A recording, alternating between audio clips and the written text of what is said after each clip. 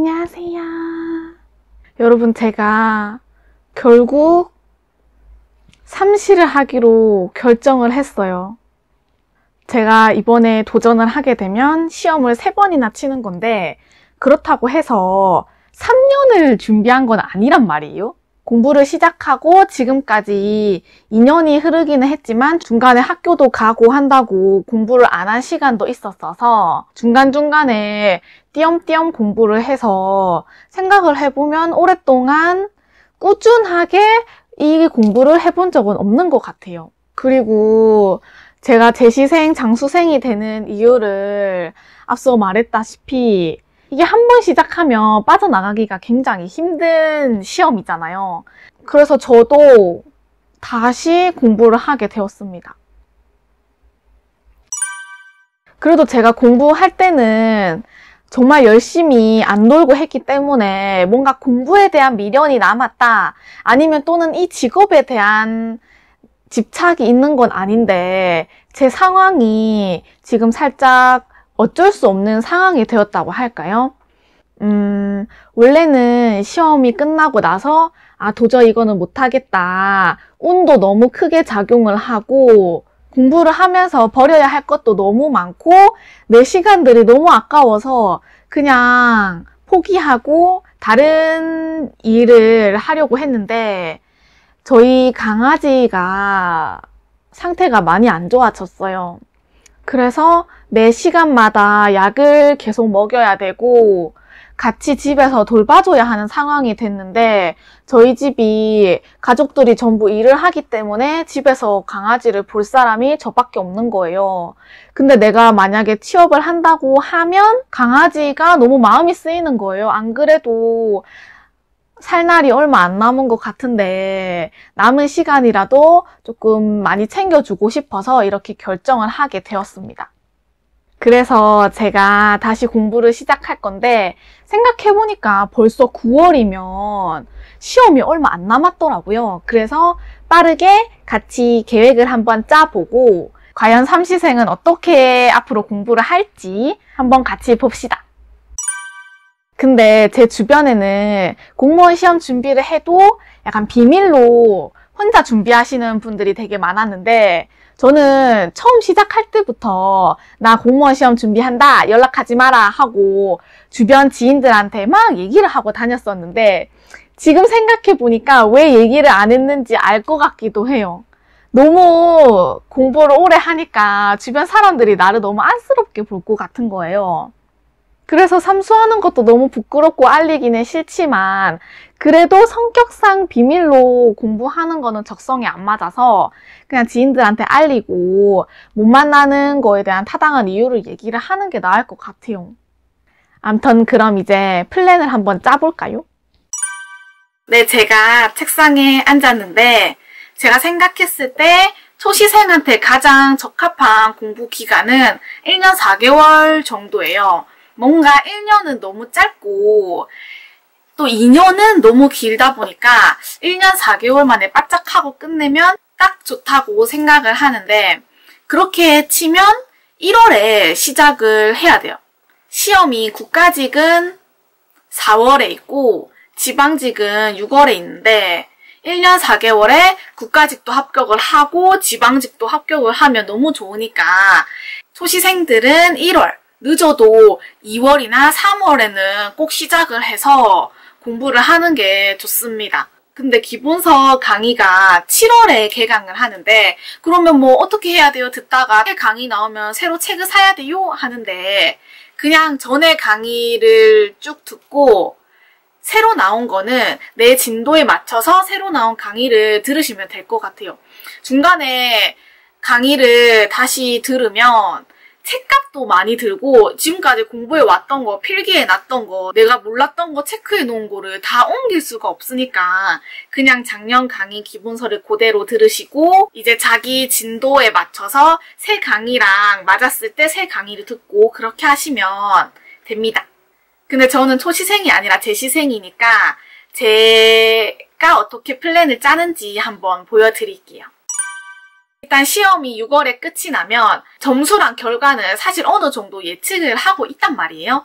그래서 마음을 빨리 먹는 사람은 한 번 더 제시를 해야겠다라고 생각하고 한 달 정도 충분히 쉬고 8월 초에 대부분 공부를 시작할 것 같아요. 근데 지금은 9월이거든요. 그래서 사실 시간이 얼마 없어요.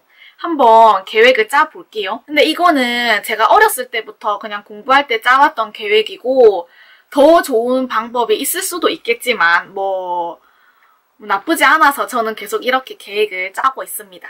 한번 빨리 짜볼게요. 일단 연습장을 하나 꺼내고 남은 날짜를 저는 달로 구분을 합니다. 지금이 9월, 12월, 1, 2, 3, 4.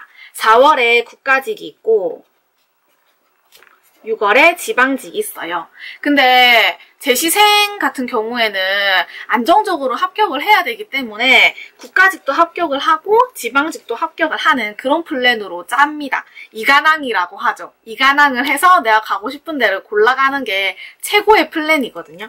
그래서 저도 국가직을 목표로 잡고 국가직 때 합격을 하는 플랜으로 한번 짜보겠습니다. 시험이 4월 초에 있기 때문에 4월은 공부를 거의 못한다고 생각을 하면 돼요. 그래서 4월은 X를 치고 시험 한 달 전에는 모의고사를 보통 치거든요. 모의고사를 치면 모의고사 치고 뭐 부족한 부분 암기하다 보면 공부를 따로 할 시간도 없어서 이때도 제거를 합니다.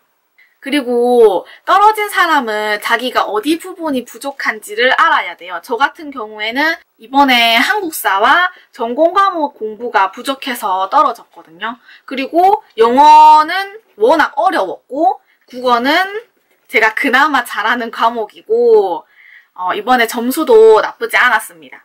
그래서 이것을 위주로 일단 부족한 부분을 먼저 채우는 게 필요할 것 같아요. 공무원 시험을 합격하는 게 어느 한 과목을 월등히 잘해서 합격을 하는 게 아니라 모든 과목이 평균 이상이 되고 그 중에 한두 과목이 전략 과목이 있으면 합격을 할 수 있는 것 같거든요. 제 전략 과목은 사실 국어인데 요즘 국어가 너무 쉽게 나와서 전략 과목을 뭐 한국사나 전공 쪽으로 바꿀 생각을 하고 있습니다. 그리고 이제 달별로 계획을 한번 짜볼 건데 모든 공무원 시험의 커리큘럼은 다 똑같아요. 처음에 기본서로 이론을 잡고 그 다음에 기출 풀고 그리고 문제를 풀거나 심화를 해서 실력을 향상시키는 방법이거든요. 자세한 커리큘럼은 보통 인강 강의 선생님들이 잘 알려주기 때문에 그거를 보면 되고 저도 똑같이 일단 부족했던 과목에 이론을 조금 잡고 문제를 풀고 심화를 해 갈 예정이에요. 그래서 9월에는 이론을 공부를 할 거예요. 그리고 10월, 11월에는 기출을 풀 건데 기출의 양이 엄청 많기 때문에 2달은 잡아야 해요. 기출이랑 문제풀이. 아마 초시생분들 같은 경우에는 2달도 짧게 느껴질 수가 있을 거예요. 그리고 12월에는 기출 2회도 내가 기출을 풀었는데 틀린 것도 있을 거고 조금 부족한 파트가 있으면 그거를 한 번 더 풀어서 완전히 잡아야 하기 때문에 기출은 초시생분들이라면 최소 3회독, 4회독은 하셔야 되고 저는 이제 조금 워낙 많이 풀어봤다 보니까 2회독까지만 해도 괜찮을 것 같아요. 보통 처음에 1회독을 했을 때 2달이 걸렸다면 두 번째 회독 때는 시간이 절반 정도로 줄거든요. 그래서 기출 2회독을 하고 또 남은 시간에는 내가 부족한 과목, 취약 과목을 조금 더 공부를 할 거예요. 그러면 1월에는 심화 과정이라고 하죠. 강사분들께서 커리큘럼을 짜주는데 그중에 뭐 고득점이 앞에 붙었거나 아니면 뭐 심화가 붙었거나 하는 그런 커리큘럼이 있어요. 그 부분의 커리큘럼을 저는 1월에 할 거고 2월은 비워둘 거예요. 왜냐면 사람이 모두 다 그렇듯이 플랜을 짜면 완벽하게 수행을 하는 것도 아니고 내가 여기까지 너무 빡빡하게 짜버리면 나중에 어떤 변수가 생길지 몰라서 저는 꼭 한 달은 비워놓는 편이에요. 공부를 해봤을 때 제 생각에 이 파트는 아마도 지금까지 공부했던 것 중에 그래도 부족한 부분을 하거나 아니면 내가 약한 부분 또는 지역적인 부분을 암기하는 그런 시간이 될 것 같아요. 이제 대략적인 계획을 짰으면 각 과목별로 어떤 거를 공부를 해야 하는지, 어떤 파트가 있는지 그것을 세분화한 다음에 내가 얼마 정도 공부를 할 건지 그렇게 짜는 편이에요, 저는. 이제 월별로 계획을 짰으면 그 다음에는 하루에 공부를 정하는데, 이게 저 같은 경우에는 부족한 과목을 조금 더 많이 하되 모든 과목을 공부를 하는 편으로 계획을 짜거든요. 그게 더 저한테는 잘 맞고 감 유지도 잘 되는 것 같아서 저는 매일매일 모든 과목의 공부를 다 하는 편이에요. 이제 하루에 공부를 정할 때는 내가 그 달 안에 해야 되는 공부를 그 달의 일수별로 쪼개서 각각 하루를 나누는 방법도 있지만, 저는 그렇게 하면 너무 할 게 많아서 그냥 하루에 공부를 몇 시간 할지를 정하고 그 시간에 맞춰서 과목을 끼워 넣는 형식으로 플랜을 짭니다. 한번 보여드릴게요. 일단 이번 달은 제가 운동을 할 거기 때문에 하루에 10시간 정도만 공부를 할 거예요. 더 많이 하는 거는 잠을 너무 많이 줄이게 되고 컨디션이 나빠질 것 같아서 일단 10시간을 공부를 한다고 생각을 해봅니다. 제가 10시간을 공부한다고 가정을 했을 때 4과목으로 치고 국어는 1시간 반 정도, 2시간 안 되게 공부를 하고, 그리고 영어는 워낙 할 게 많다 보니까 3시간, 그리고 나머지 한국사랑 제 선택 과목을 2시간 반씩 정하고 시작을 할 거예요. 그래도 10시간이 아닌데요? 하는 거는 10시간을 정확하게 맞춰놓으면 공부를 하다가 오버될 수도 있기 때문에 일단은 대략적으로 시간을 정해놓고 나머지 부분은 하다가 차츰차츰 어느 과목은 조금 더 하고 어느 과목은 조금 덜 하고 이런 게 생기기 때문에 나중에 차츰차츰 내가 공부를 해보면서 조금씩 수정을 해나가면 돼요. 거기까지만 계획을 세워놓고 딱 이대로 써놓은 다음에 바로 공부를 시작하는데, 옛날에는 이렇게 제가 매일매일 공부를 어떤 거를 할지 그리고 했는지 안 했는지 체크하고 그랬었는데, 이때는 양이 많았어서 어떤 거를 할 때도 있고 안 할 때도 있었거든요. 근데 지금은 워낙 양도 그렇게 많은 것도 아니고 10시간을 충분히 할 수 있기 때문에 모든 거를 클리어해야지만 공부를 마감하기 때문에 딱히 매일의 플랜은 필요 없고 그때그때 바꿀 수 있는 이런 큰 플랜만 있으면 됩니다. 근데 제가 플랜 짜는 게 되게 생각보다 별게 없어요. 다음번에는 제가 공부를 조금 더 해보고 어떤 쌤이 더 좋은지, 어떤 책을 공부하면 좋을지 한번 이야기를 해드릴게요. 그럼 안녕! 열공!